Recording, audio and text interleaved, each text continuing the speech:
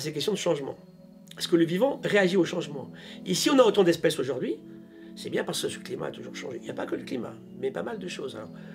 C'est quoi la biodiversité en espèces aujourd'hui? C'est un peu plus de 2 millions d'espèces connues. Bactéries, protistes, ces grosses cellules à noyaux dans l'océan ou ailleurs, les champignons, les plantes et les animaux. Un peu plus de 2 millions. Mais la vraie question, il y en a combien en tout? Il y en a combien, docteur? Au moins 20. Ce qui veut dire qu'on connaît à peu près 10% aujourd'hui de la diversité en espèces. Est-ce que l'espèce est valable pour la représenter? C'est pas génial, mais c'est ce qu'on a de mieux aujourd'hui. Alors comment on va mesurer cette biodiversité? On compte des espèces, on fait des catalogues, on fait des inventaires, mais c'est plus compliqué que ça. La biodiversité, c'est pas que un catalogue ou un inventaire. Et tout à l'heure, je disais, c'est l'ensemble de toutes les relations que tous les êtres vivants ont établies entre eux. C'est ça qui est beaucoup plus important, un problème de relation. Et on est sans arrêt en relation. Un corps humain, c'est autant de bactéries que de cellules humaines. Et on est très dépendant d'elles. On va vraiment pas bien du tout si ça se déséquilibre. Ça veut dire qu'on est dans un milieu de symbiose depuis le début. Et quand on a fini, on est en cours de Tara Océan, quand nos amis de Tara ont fait leur tour du monde entre 2009 et 2013, ils ramènent 600 000 nouvelles séquences de petits organismes marins. Il y a beaucoup plus de symbiose et d'entraide que de compétition. Alors je dis souvent, on me parle d'équilibre de la nature, et j'aime pas trop le terme, parce que si équilibre il y a, il est tellement court qu'on n'a pas le temps de le voir. Je parle plutôt d'harmonie. Même si l'harmonie, elle peut être violente. Un guépard qui tue une antilope impala, c'est violent. Mais ça fait partie du système. Il y aura toujours plus d'impala que de guépards. Le système fonctionne.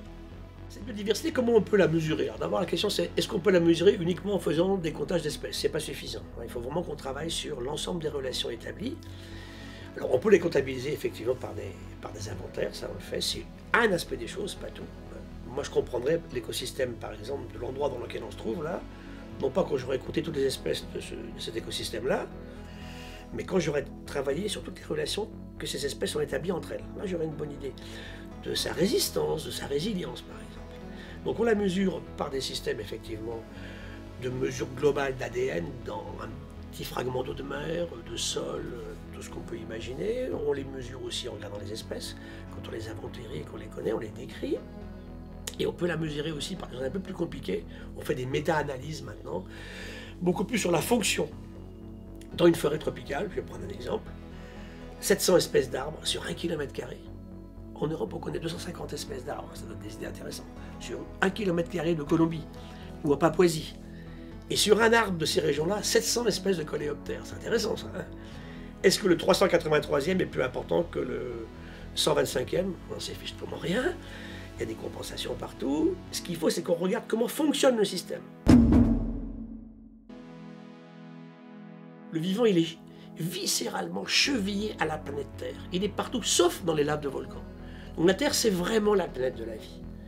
Et pour clore sur les relations minérales et vivants, quand le vivant apparaît, il n'apparaît pas à partir de n'importe quoi. Il y a des choses avant. Du minéral. Une pépite d'or ou un cristal de quartz, il n'y a rien à voir avec le vivant.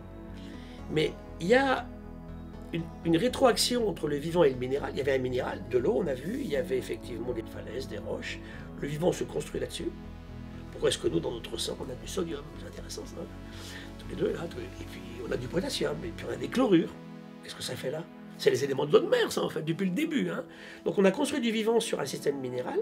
Si on a fait des os, si le corail fait son squelette, un œuf de poule, c'est totalement du minéral. C'est une intime relation entre le minéral et le vivant. Et la relation dans l'autre sens, c'est qu'aujourd'hui, on connaît à peu près 5000 espèces de minéraux sur la Terre, un peu plus. Les 2/3 n'existeraient pas sans la vie. Donc ça veut dire que la planète a permis l'existence du vivant, et puis le vivant a marqué en retour la planète.